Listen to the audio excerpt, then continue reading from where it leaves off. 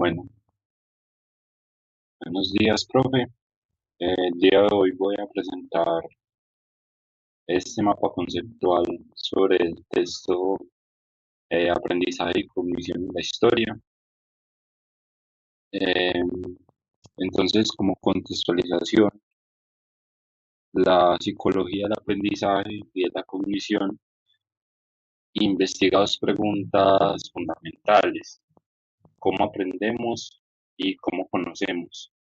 Eh, de acuerdo a estas preguntas, entonces vamos a recapitular históricamente cómo se fue dando eh, esas diferentes teorías del aprendizaje, y como objetivo de este mapa conceptual, entonces es ver cómo desde las raíces filosóficas hasta las más modernas aportaciones como las neurocientíficas o evolucionistas, cómo se fue dando pues esa evolución. Entonces empezamos por el lado izquierdo, por la filosofía. Entonces, de la filosofía se desprende la psicología. Sí, esto fue en la época de los filósofos griegos. Y eh, entonces se da como un origen común. Los primeros filósofos se planteaban preguntas sobre la mente, el conocimiento y el comportamiento, y con el tiempo esas preguntas se fueron expresando experimentalmente, y ahí fue cuando se dio lugar a la psicología. Entonces, también se le dan unos problemas de, de acuerdo a esas preguntas. Entonces, de cómo aprendemos, se preguntaba: ¿es el aprendizaje un proceso pasivo o activo? O sea, una construcción de significado. Y también un problema eh, que era el de las otras mentes. Si cada uno accede solo a la propia mente, entonces cómo se interfiere en la existencia de los estados mentales en los demás. Y de acuerdo a estas preguntas también ya nació de la psicología, nació la epistemología, que básicamente es conocer el mundo.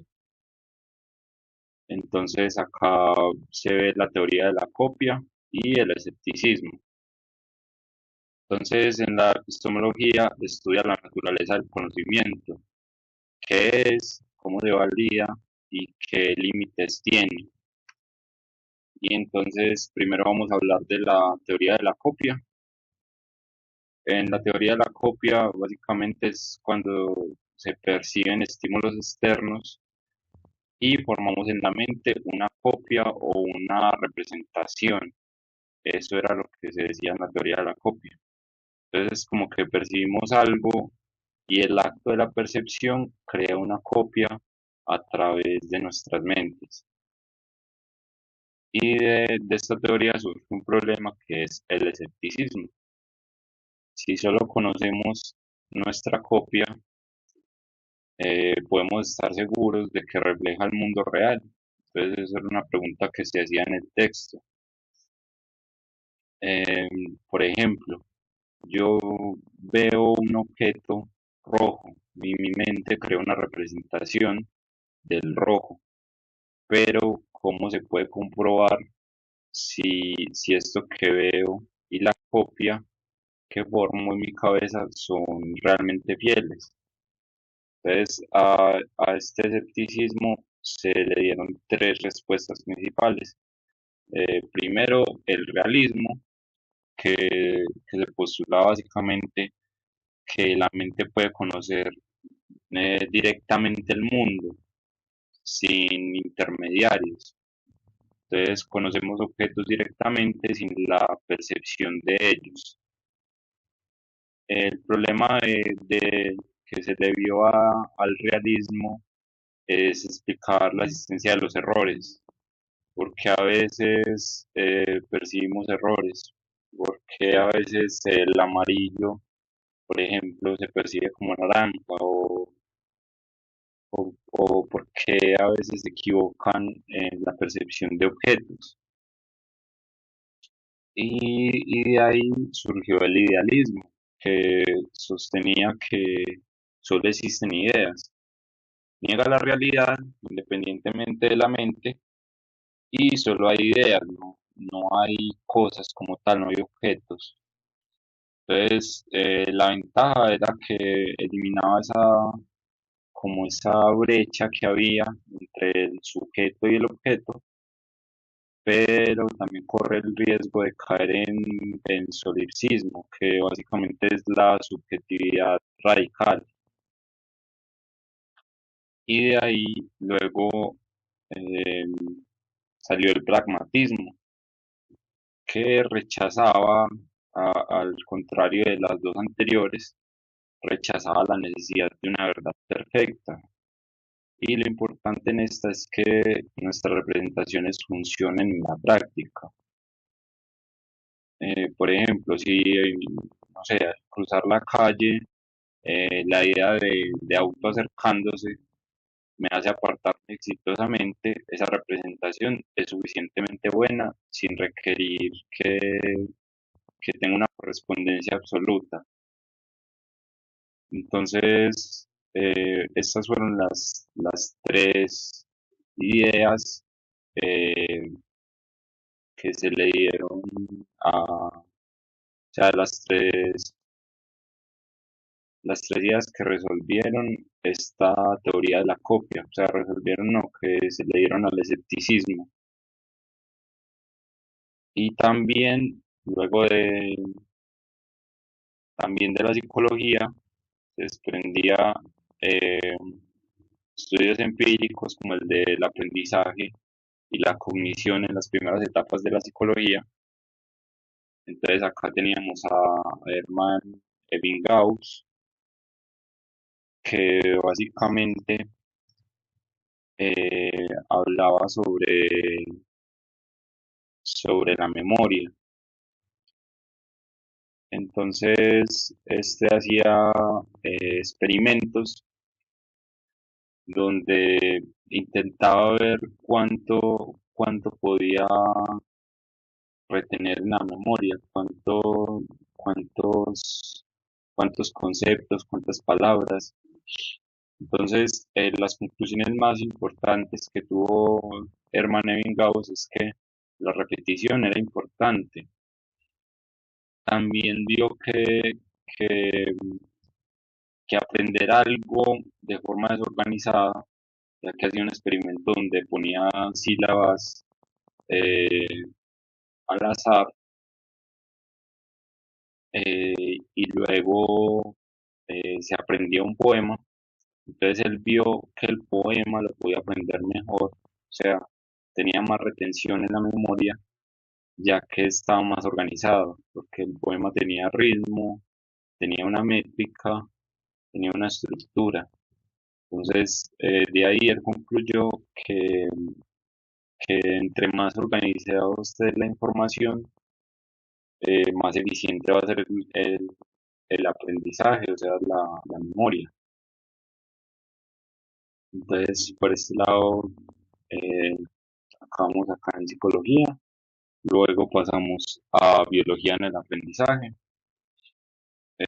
Empezamos porque el aprendizaje se acompaña de cambios en la sinapsis y en la fuerza de las conexiones entre neuronas.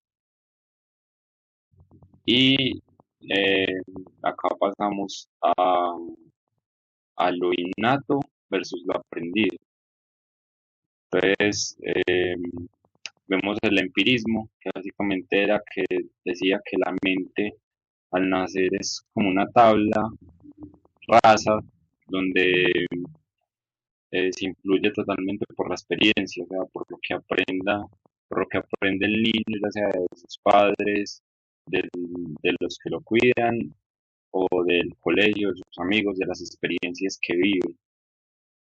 Y Platón era el que proponía el, el nativismo, que era que la genética cognitiva planteaba la existencia de estructuras innatas que organizaban el aprendizaje, o sea, los niños nacían con, con, con estructuras innatas, o sea, genéticas de los padres, que, que organizaban básicamente el aprendizaje. Y luego eh, teníamos la interferencia de otras mentes que, que era que se llevaba a cabo por ejemplo, para René Descartes, el lenguaje era el signo principal de la mente. Entonces él decía que hablar implicaba pensar y, y Darwin eh, tenía un impacto en la evolución. Entonces básicamente para René Descartes decía que los animales no, no tenían, no tenían mente ya que no tenían lenguaje, porque como el lenguaje era el medio principal de la mente y hablar implicaba pensar. Entonces ahí surgió un debate donde, donde se discutía si los animales eh, eran o no pensantes y Darwin decía en la evolución básicamente que como los animales también tenían comportamientos de aprendizaje, entonces también eran seres pensantes. Entonces vimos que los humanos y los animales compartían un linaje y que los animales sí aprendían. Entonces, ¿por qué no se les atribuía mente a ellos? Es la pregunta que se hacía. Eh, ya, ya luego pasamos a las escuelas del, del siglo XX, eh, que se dividen en conductivismo y cognitivismo. Entonces, en el conductivismo, no, empecemos primero por cognitivismo. En el cognitivismo, básicamente, se adopta la analogía de ordenador humano y hace énfasis en la estructura interna. Básicamente, la analogía del ordenador humano es que hay una entrada y luego hay un procesamiento y luego hay una salida. Esa era la analogía. Básicamente lo que hace un ordenador. Y el énfasis en la estructura interna, básicamente es la memoria, el esquema y los algoritmos de pensamiento. Y en el conductismo eh, se dividió en tres ramas.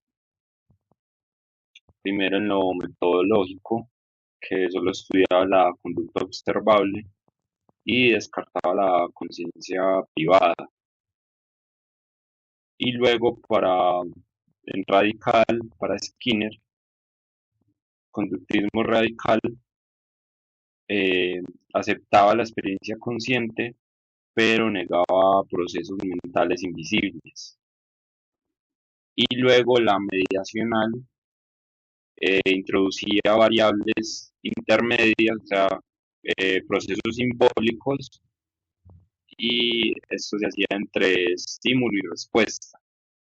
Entonces, acá también surgieron debates de cuál era la más aplicable, cuál era la mejor. Al final, la que más tuvo como cabida en la historia fue la mediacional y la metodológica. Entonces, incluso después se, se dice en el texto que solo quedaron conductistas, pues sí, solo quedó el conductismo mediacional metodológico, o sea, como que se juntaron esas dos ideas. Y acá tenemos la evolución y la psicología, eh, básicamente en dos partes. Entonces, primero Herbert Spencer, que él unió el asociacionismo con la evolución. Entonces, las asociaciones mentales serían heredables. Esto de las asociaciones mentales serían heredables, era de genéticamente a los hijos, a los padres a los hijos. Entonces, lo que se creía en el asociacionismo es que básicamente todo se aprendía por asociación en, en el cerebro. Y la psicología evolucionista, que estudiaba como la selección natural, cómo la selección natural ha moldeado la capacidad de aprendizaje y los procesos cognitivos en cada especie, ¿cierto? Entonces, esta era más como la idea de Darwin. Y luego, en el, en el desarrollo y aprendizaje, tenemos al niño versus el adulto.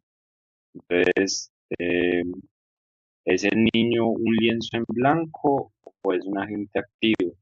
Entonces vuelve otra vez ese debate de que vimos acá en lo innato versus lo aprendido.